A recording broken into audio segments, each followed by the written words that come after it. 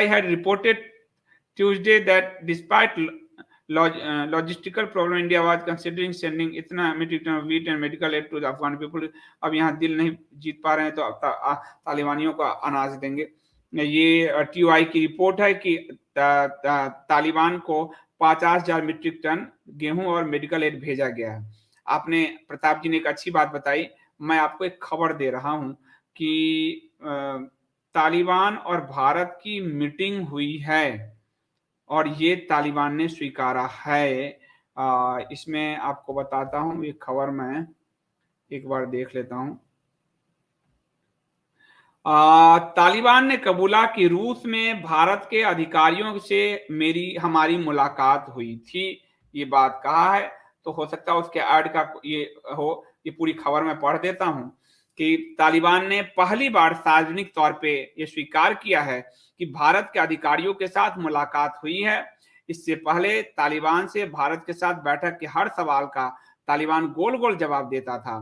तालिबान का प्रवक्ता जबीउल्लाह मुजाहिद ने कहा कि वो जो है रूस में मॉस्को फॉर्मेट के इतर जो है और इस मॉस्को फॉर्मेट में इस्लामिक अमीरात के देश के साथ बैठक थी। भारतीय विदेश मंत्रालय के अधिकारियों से उनकी मुलाकात हुई और भारत ने अफगानिस्तान को मानवीय मदद करने की पहल की है। तो इसी के तहत ये गेहूं भेजा गया है जो आज आप खबर कर रहे हो।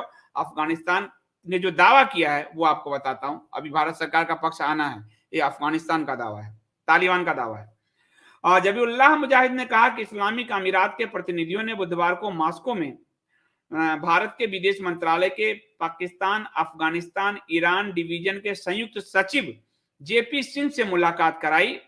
उन्होंने ट्वीट कर यह दावा किया कि भारत ने अफगानिस्तान को मानवीय सहायता देने की हामी भरी है। इस्लामिक अमीरात के विदेश मंत्रालय ने भी इस मुलाकात की पुष्टि की है। तालिबान के विदेश मंत्रालय ने कहा है कि अफगानिस्तान के इस्लामिक अमीरात के उप प्रधानमंत्री मौलवी अब्दुल सलाम हनफी के नेतृत्व में एक उच्च स्तरीय प्रतिनिधिमंडल ने अफगानिस्तान, पाकिस्तान और ईरान के लिए भारत के विशेष प्रतिनिधि जो जेपी सिंह है उनके साथ आए प्रतिनिधिमंडल के साथ मुलाकात की है। दोनों पक्षों ने एक दूसरे की चिंताओं को साझा किया है और राजनयिक और आर्थिक संबंधों में सुधार पर बल दिया है और भारतीय पक्ष ने अफगान को व्यापक मानवीय सहायता प्रदान करने की इच्छा व्यक्त की है। खुद भारत ने कहा है कि हम आपको देना चाहते हैं मदद, जो कह रहा तालिबान।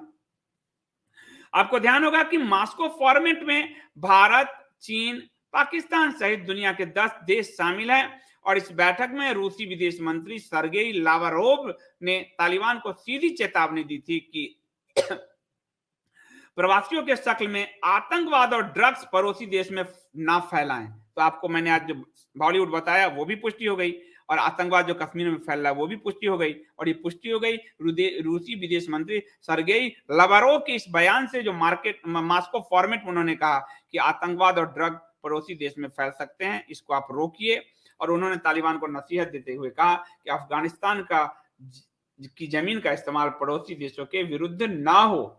और रूस के राष्ट्रपति व्लादिमीर पुतिन भी अफगानिस्तान में तालिबान के शासन पर चिंता जता चुके हैं और उन्होंने कहा कि हम तालिबान को जल्दबाजी में मान्यता देने के पक्ष में नहीं हैं। उन्होंने कहा कि तालिबान की सरकार सर्वसमावेशी नहीं है और इसमें अफगानिस्तान के सभी लोगों का प्रतिनिधित्व नहीं है। यही बात प्रधानमंत्री नरेंद्र मोदी ने कहा था। लेकिन अभी जो भारत और तालिबान के बीच बैठक की पुष्टि हुई है, उस बैठक पुष्टि में भारत ने उनको मानवीय सहायता देने की पहल की और जो जिसके तहत ये बात आज आप TUI में जो कह रहे हैं उसको मैंने आपको खबर पढ़ के बता दी है।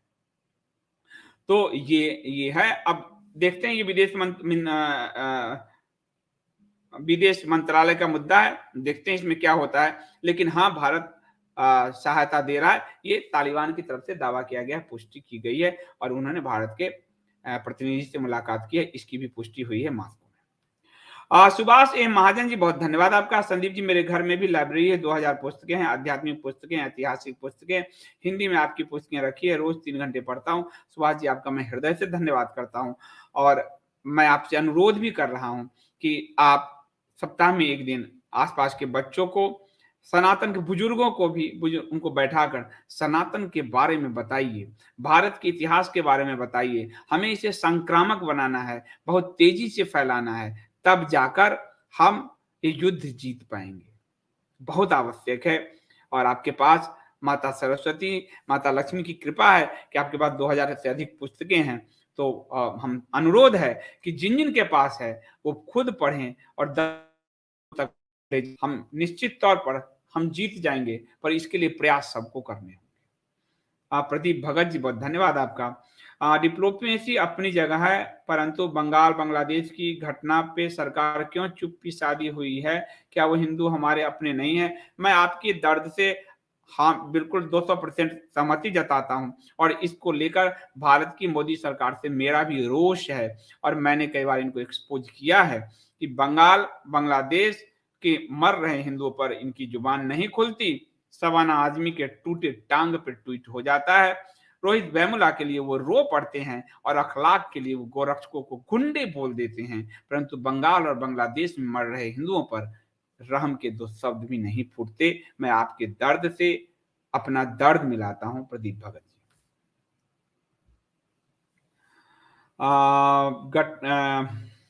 गटर का पिस्सू, यूपी पुलिस योगी जी की छवि धूमिल करने पर क्यों तुली है? कल एक वाल्मीकि समाज के युवक की पुलिस ने पीट पीट के मार दिया। आगरा में जितना बवाल हुआ, आगरा तो दलित लग रही है। भाजपा की जीत जीत थी पिछली बार आगरा में।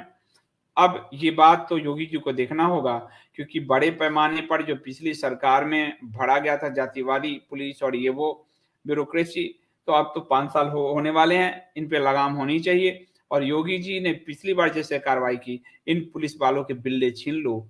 इनको, ये लोग, आपको मैंने पिछली भी बता चुका हूं कि ये लोग इनकाउंटर वाले दस्तावेज भी जारी किए थे मीडिया को। ये लोग छटपटाए हैं क्योंकि धंधे इनके बंद हैं, और धंधे बंद हैं इसके कारण ये लोग छवि खराब करने के लिए विपक्ष के एजेंडे को आगे बढ़ा रहे हैं, परंतु ये तर्क नहीं चल सकता। योगी जी को देखना होगा कि उनकी इतनी अच्छी सरकार की छवि जो लोग धूमिल करना चाहते हैं उनको उठा के बाहर फेंक दें।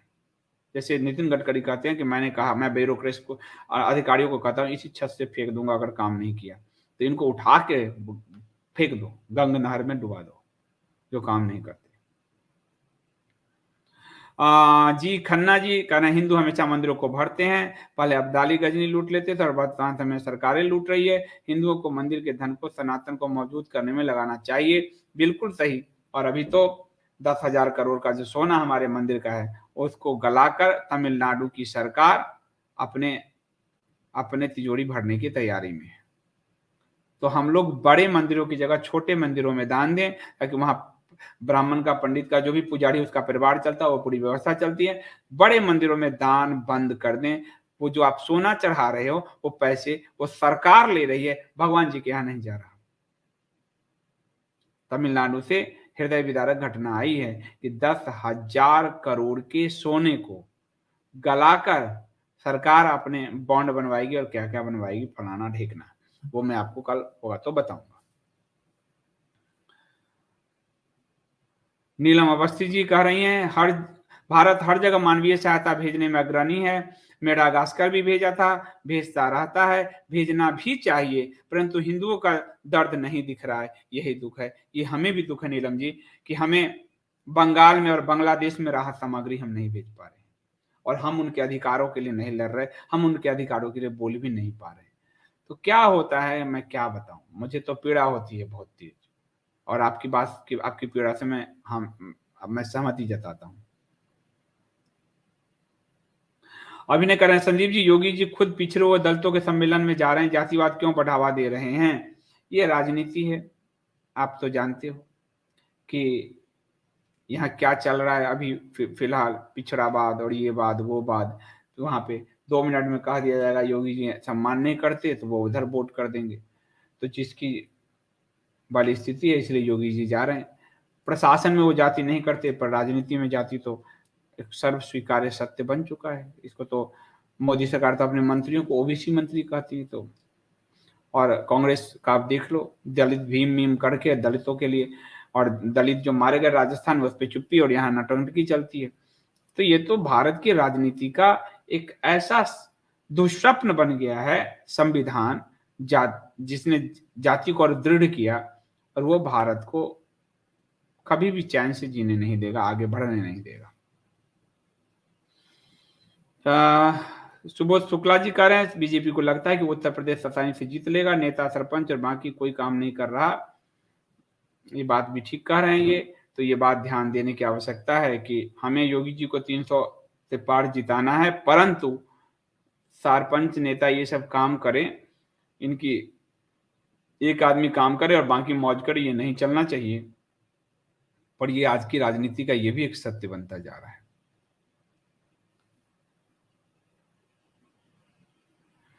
अभिनय जी कह रहे हैं पिछड़ों व दलितों में बटेंगे तो हिंदुओं को बिखराना हो जाएगा, फिर अखिलेश को फायदा होगा। बात आप ठीक कह रहे हो, पर राजनीति का तो अलग ही तकाजा है, क्या करोगे।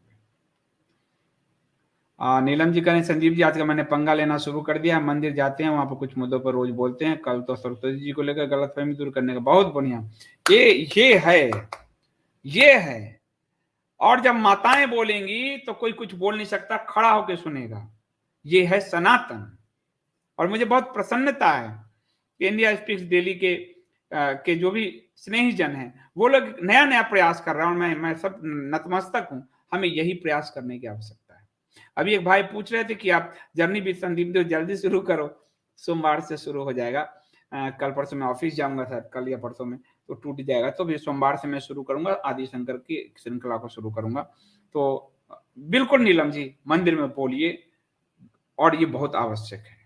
मैं इसलिए कहा कि थोड़ा आपको ज्ञान मिलना शुरू होगा, आप खुद उसको बांटने लगे। ज्ञान सिकोड़े से तो नष्ट होता है, वो उसको जितना आप बांटेंगे उसका फैलता जाता है, वो फैलाव होता है। तो ये बड़ी बात है। नीलम जी लोग ब्रह्मा जी की पत्नी बता रहे हैं, तो आज भी यही चल रहा है। इसके बारे में भी मैं बताऊंगा किसी उसमें सीरीज जब शुरू करूंगा, माता सरस्वती के बारे में, जो ये सब वो चलता रहता है। क्या है कि जिनके अपने घर शीशे से बने वो मुझ पर पत्थर फेंकते हैं, देख तो लो तुम्हारे यहाँ 9-9 और 8-8 साल की बच्चियों के साथ क्या किया है तुम लोगों ने। रपट एक क्वेश्चन पूछ रहे हैं, अक्षय कुमार सच में कनाडा का नागरिक है क्या, वो इंडियन नहीं है क्या? यस, अक्षय कुमार खुद स्वीकार कर चुके हैं कि उनके पास कनाडियन नागरिकता है। भारत की नागरिकता जो संविधान अगर आप पढ़ेंगे तो उसमें दोहरी नागरिकता का प्रावधान नहीं है, कई देशों में है। पर भारत की नागरिकता यदि आपके पास है तो आप दूसरे देश के नागरिक नहीं हो सकते। दूसरे देश की नागरिकता लेने के लिए आपको भारत की नागरिकता छोड़नी होगी।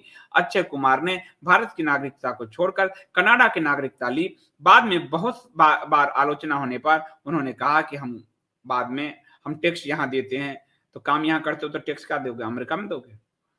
फिर बाद में उन्होंने कहा कि हम कल को निरस्त करा देंगे, बहुत सारी चीजें कहा, लेकिन ये बात सच है। ठीक है, और कोई बड़ा क्वेश्चन हो तो दिखाओ। नीलम अवस्थी जी ने सही कहा यहाँ कि अगर वो मानसिक रोगी था तो डैश डैश डैश डैश, और हनुमान जी की गदा, तो वो आपकी बात से मैं सहमत हूं नीलम जी। ये बहुत संगठित तरीके से सातिर जालिम असुर लोग हैं।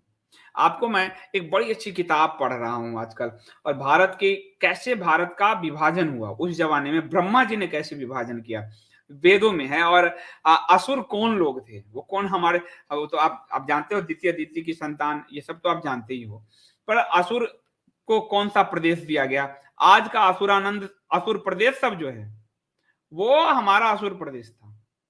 ये असुर ही है भाई, सनातन के असुर हैं ये। मैं बहुत अच्छा पुराने जो इतिहास वेद से लेकर पढ़ रहा हूं, तो आपको बता रहा हूं कि ये असुर ही हैं, हमारे वाले असुर, शुक्राचार्य वाले असुर। इसलिए शुक्रवार को बांग देते हैं। शुक्राचार्य जी वाले असुर ओरिजिनली असुर ही हैं ये। तो अब ब्रह्मा जी ने कैसे पहला विभाजन भारतवर्ष का, और भारतवर्ष कहाँ है? भूमध्य सागर तक। तो मैं आपको कभी बताऊंगा, वो सब जर्नी भी संदीप देव पे करूंगा। तो ये आपको परशु विवेक कर रहे हैं, ये इकबाल को बचाने की साजिश है, मेंटल कार्ड पुराना पैतरा है। बिल्कुल सही बात है, वो उसको बचाने की साजिश है, यहाँ की मीडिया और वहां के लोग के द्वारा भी। जंग दादा कह रहे थे कि 7 बजे वाला लाइव में अध्यात्म के साथ साथ महापुरुषों की जीवनी पर भी चर्चा कीजिएगा। वो तो चल ही रही है, आदि शंकराचार्य के श्रृंखला में। देखिए, आदि शंकर के अलावा और कितने लोग महापुरुषों की चर्चा हो जाती है। वो जंग दादा, आपको वेद व्यास जी के बारे में जानने को मिल गया, आपको माधवाचार्य जी के बारे में जानने को मिल गया अभी तक की सीरीज में। आपको हरिहर बुक्का साम्राज्य के बारे में, दोनों के बारे में जानने को मिल गया शंकराचार्य सीरीज में। आपको गौड़पादाचार्य के बारे में जानने को मिल गया। तो ये वो तो चलती रहेगी, वो तो होना ही होना है। और मैं आपको तो ऋषि मुनि और एक एक योगियों की कथा भी उस पर लेके आऊंगा, और वो इसलिए क्योंकि समय समय के अनुसार है। आज शंकराचार्य की आवश्यकता है क्योंकि हिंदू धर्म को पुनः संगठित करने की आवश्यकता है, इसलिए शंकराचार्य जी की ये सीरीज जो है अभी हम चला रहे हैं। हाँ, हर रोज मेरा किसी न किसी, अनामिका जी, पंगा होता और इसी तरह शिव संदीप। अनामिका जी आपका बहुत धन्यवाद, क्योंकि पंगा लेना इंडिया स्पीक्स डेली के परिवार के सदस्यों का जन्म सिद्ध अधिकार है। और नीलम जी आपका भी बहुत धन्यवाद कि ये साहस जो है, ये साहस ज्ञान से आता है। संदीप देव तो कुछ नहीं है, इसमें निमित्त मात्र है, मात्र छोटा सा, जो ये ज्ञान से आता है। आपको ज्ञान मिल जाएगा, आप रुक ही नहीं सकते। परमात्मा ने ज्ञान को तो एक अलग ही पहिया दिया है, वो रुकता ही नहीं। वो जितना फैलाइए आपको, आपका आनंद बढ़ता जाएगा और वो ज्ञान का प्रसार होता जाएगा। माता सरस्वती अकेली ऐसी माता है जिसकी कोई चोरी नहीं कर सकता। तो वो तो फिर आप बहुत अच्छा जो है, महाराष्ट्र और बंगाल केंद्र शासित राज्य घोषित करके हिंदुओं को बचा सकते हैं। केंद्र शासित राज्य घोषित करना तो अभी इनके बूते में नहीं है, ये इंदिरा गांधी थोड़ी है। दूसरा है कि केंद्र शासित राज्य ऐसे घोषित भी नहीं हो सकता। बंगाल और महाराष्ट्र जो है विद्रोह हो जाएगा देश में। जब इनको अवसर था 355 का, 56 भी नहीं कह रहा हूं, 355 का प्रयोग करने का, तब कर सकते थे। ये बोल ही नहीं रहे, तो ये सब करना तो दूसरे तीसरे, ये तो हिंदुओं की मौत पे बोल ही नहीं रहे हैं। पहले बोलना ना तो सीख लें। ये राज्य घोषित करना तो इनके, ये कहा, ये तो इनके बस की बात नहीं है। गटर का पिस्टू कर रहे हैं। पिस्टू आजकल गर्म पट्टी बांध के हमदर्दी ले रहा है। आजकल सुना है हमें कि इंडिया स्पीक्स डेली के आइडिया को चोरी करके शस्त्र शास्त्र प्रशिक्षण केंद्र चलाएगा, आलू जैसे सूजे मुझे के साथ। और सुना है 1-1.5 लाख रुपए सबसे वसूल रहा है फीस का। ध्यान से दीजिएगा उसको, जो लोग भी उसमें उसके हैं हित चिंतक, कि ऐसा ना हो कि आप ठगे जाएं, क्योंकि एक अनाथालय ठगा गया है। अनाथालय के नाम पे 25 लाख इकट्ठा करके 2 लाख रुपए उसे दिया। तो ठगिएगा मत, ठगाइएगा मत, क्योंकि सनातन विवेकवान बनाता है, मूढ़ नहीं बनाता। मोहन रावत जी, मोहन भागवत जी, मोहन रावत जी, सॉरी मजाक कर रहा था। आपके और आपके कार्य से बहुत प्रभावित हुए हैं। आप वैसा ही बोलते हैं जैसा हम काफी हद तक सोचते हैं। ये मन है, यही मन है। हम कई बार कहते हैं ना कि मेरे अंदर विचार आया, तो वो विचार ग्रीक में सुकरात प्लूटो को कैसे आया। असल में ब्रह्मांड में एक जैसी विचारें जो होती है वो आपस में उस मन से जुड़ जाता है। मंत्र का मतलब होता था संवाद जो है, तो वो एक जैसा विचार एक दूसरे को जोड़ देता है।